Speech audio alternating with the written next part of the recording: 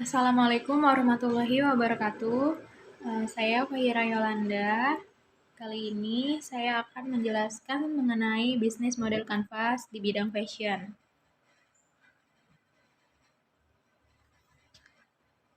Bisnis model kanvas. Bisnis model kanvas merupakan template dasar dari sebuah strategi manajemen yang digunakan dalam memulai rancangan awal sebuah bisnis atau pengembangan dari bisnis yang sudah ada. Ini merupakan suatu kerangka kerja yang membahas model bisnis dengan disajikan dalam bentuk visual berupa kanvas lukisan agar dapat dimengerti dan dipahami dengan mudah. Model ini digunakan untuk menjelaskan, memvisualisasikan, menilai, dan mengubah suatu model bisnis agar mampu menghasilkan kinerja yang lebih optimal. Pencipta bisnis model kanvas ini ialah Alexander Osterwalder pada tahun 2005. Kegunaannya ini untuk digunakan oleh semua lini masa bisnis tanpa batas sektor usahanya. Nah, tujuannya adalah untuk menganalisa kekuatan dan kekurangan dalam bisnis. Fungsi bisnis model kanvas adalah memudahkan wirausaha untuk menuangkan ide bisnis dalam suatu bagan sederhana. Terjemahan konsep, ide, gagasan suatu bisnis dalam elemen-elemen visual. Rencana bisnis terfokus karena detail setiap elemen bisnis model kanvas memudahkan wirausaha untuk memahami tujuan bisnis, serta sebagai alat diskusi yang simpel dengan mitra bisnis lainnya, dan panduan untuk mengeksekusi bisnis. Komponen dari bisnis model kanvas ini ada yang pertama yaitu customer segment. Salah satu bisnis model kanvas ini menekankan kepada pelanggan atau siapa yang akan menjadi target pasar dari bisnis yang dijalankan. Segmentasi pelanggan merupakan komponen pertama yang digunakan dalam menentukan strategi bisnis Anda. Perusahaan-perusahaan memiliki produk dengan target pasar atau pelanggan yang berbeda. Ada produk yang ditujukan untuk kalangan menengah ke atas, ada pula produk dengan sasaran paket ekonomis. Produk yang ditawarkan mampu memenuhi kebutuhan pelanggan, namun dengan segmentasi konsumen yang berbeda. Dalam kolom customer segment bisnis model kanvas ini, setidaknya kita perlu memenuhi 3 pertanyaan pokok, yakni customer jobs, customer gain, dan customer pain. Komponen bisnis model kanvas yang kedua yaitu value proposition. Ini merupakan setelah mengetahui target konsumen dalam bisnis, kita bisa mulai membuat rencana menyampaikan produk yang memiliki value proposition atau proposisi nilai konsumen.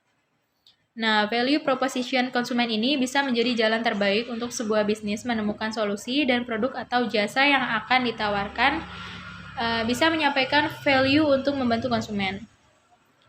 Apa sih tujuan dari value proposition kanvas ini? Sesuai namanya, value proposition konsumen dalam bisnis model kanvas ini mengedepankan pada keunggulan produk atau jasa yang akan kita jual. Bukan cuma itu, value proposition ini telah dibuat untuk perusahaan untuk menekankan pada apa yang membedakan bisnis kita dengan lainnya. Seperti menjawab pertanyaan berikut, apakah desainnya bagus, apakah harga yang dipasarkan terjangkau, apakah produk mudah didapatkan, apakah jasa yang kita berikan ini nilainya tepat untuk pelanggan.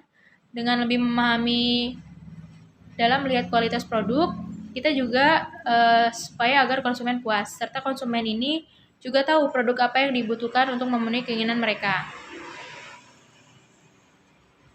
Komponen selanjutnya yaitu channel atau saluran. Dalam menyebarkan proposisi nilai konsumen, pemilik bisnis perusahaan tak boleh lupa dalam menyusun strategi dengan baik, harus memperhatikan channel atau media yang paling cocok. Dalam bisnis model kanvas, channel ini menjadi sasaran untuk memperkenalkan produk dengan target sasaran yang tepat. Misalnya, strategi pemasaran apa yang akan digunakan untuk menggait konsumen kita. Di era digital seperti sekarang, ada banyak media yang bisa digunakan mulai dari toko online, mengiklankan di media sosial, membuat website, hingga membangun toko offline, atau ikut pameran produk. Dengan demikian, hadir di dunia maya adalah strategi bisnis kita yang bisa digunakan untuk memasarkan produk kita, menurut elemen ketiga bisnis model kanvas ini. Selanjutnya, komponen selanjutnya yaitu revenue stream. Elemen ini dalam bisnis model kanvas sangat erat kaitannya dengan tujuan berbisnis. Mengembangkan bisnis tentunya sama hal dengan berusaha memperoleh keuntungan atau mendapat pendapatan bisnis. Pendapatan dalam sebuah bisnis biasanya berasal dari harga jual dikurangi pengeluaran yang dibutuhkan seperti harga produksi dan lain-lain. Pendapatan diperoleh dari keuntungan penjualan tiap produk. Untuk memaksimalkan pendapatan, pemilik bisnis biasanya memanfaatkan pemilihan bahan baku, proses produksi yang efisien dan efektif, hingga sumber daya manusia. Yang perlu diperhatikan juga adalah penataan keuangan yang tepat dan terencana. Komponen selanjutnya yaitu Customer Relationship. Kolom selanjutnya dalam tabel bisnis model Canvas yang harus diperhatikan adalah hubungan atau interaksi dengan konsumen.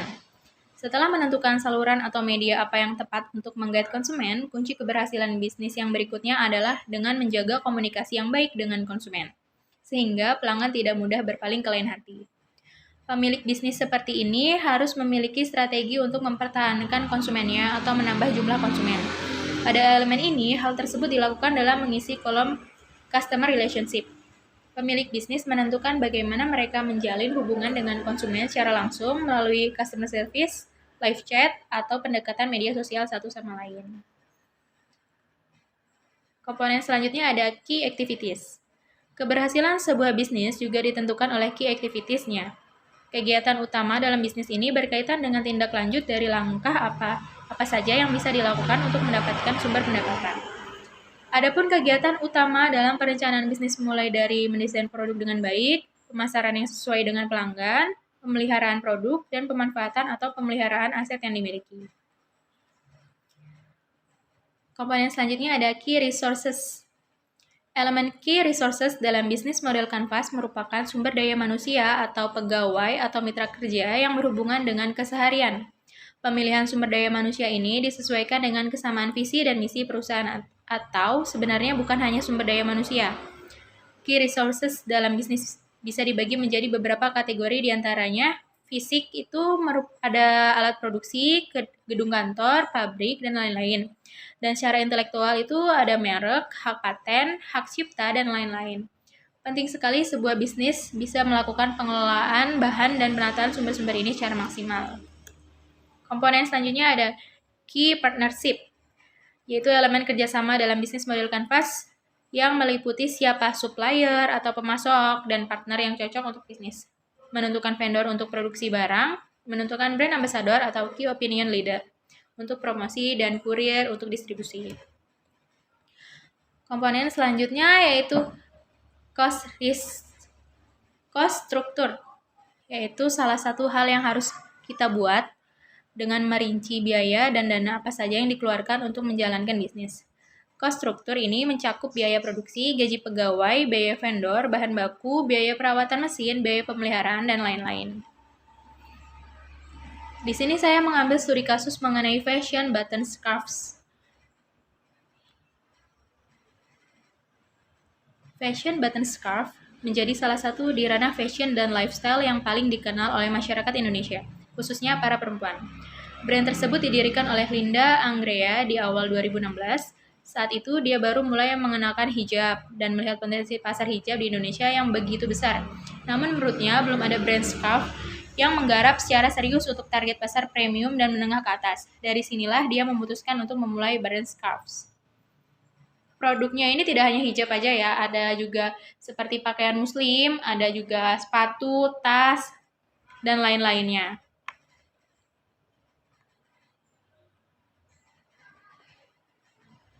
Di sini sudah tertera bisnis model Canvas mengenai button scarf, mulai dari key partner, key activities, value proposition, customer relationship, customer segments, channel, key resources, cost structure, revenue stream, dan sebagainya. Saya akan menjelaskan satu-satu mulai dari customer segment. Button scarf bertujuan untuk menjual lini produknya kepada wanita kelas menengah ke atas, wanita muda, dan ibu yang harus menghargai gaya dan modernitas. Mulai dari wanita usia 18-35 tahun yang mengikuti tren mode terkini dan mencari pakaian modis dengan harga terjangkau, juga pelanggan dari berbagai latar belakang dan gaya, termasuk profesional muda, mahasiswa, dan ibu rumah tangga. Value proposition dari button scarf ini yaitu pakaian dengan desain modis dan trendy yang mengikuti tren terkini, kualitas pakaian yang baik dengan harga yang terjangkau, beragam koleksi untuk berbagai kesempatan dan gaya. Nah, channel dari Butterscraft ini penjualan melalui toko fisik Butterscraft di pusat perbelanjaan dan outlet yang strategis. Penjualan online melalui situs web Butterscraft dengan pilihan pengiriman ke seluruh wilayah negara. Terus juga ada testimoni customers. Nah, di sini ada websitenya, bisa dikunjungi di https://www.tiktok.com_butterscraft atau www.butterscraft.com. Komponen revenue stream di Butterscraft ini yaitu pendapatan utama berasal dari penjualan pakaian melalui toko fisik dan situs web Butterscraft. Terus juga pendapatan tambahan dari promosi khusus, diskon, atau koleksi khusus. Customer relationship. Komponen yang selanjutnya di Butterscraft yaitu menciptakan hubungan yang baik dengan pelanggan melalui pelayanan pelanggan yang ramah dan responsif, membangun kehadiran di media sosial dan berinteraksi dengan pelanggan melalui platform tersebut, seperti pemberian giveaway, promo, diskon, dan lain-lain. Komponen key activities dalam Butterscraft yaitu menciptakan koleksi pakaian yang mengikuti tren mode terkini dan sesuai dengan gaya target pelanggan, memproduksi pakaian dengan kualitas yang baik dan memastikan stok selalu tersedia, menyelenggarakan acara promosi, diskon, atau koleksi khusus untuk menarik pelanggan. Di komponen key resources, yaitu pemasok bahan pakaian berkualitas tinggi untuk memastikan kualitas produk Butterscraft, pihak logistik untuk mengatur pengiriman pakaian ke seluruh wilayah negara, pihak ketiga untuk memasarkan merek Butterscraft dan meningkatkan visibilitas merek. Dalam komponen key partnership, meliputi pemasok bahan pakaian berkualitas tinggi untuk memastikan kualitas pakaian Butterscraft, pihak logistik untuk mengatur pengiriman pakaian ke seluruh wilayah negara, pihak ketiga untuk memasarkan merek Butterscraft dan meningkatkan visibilitas merek.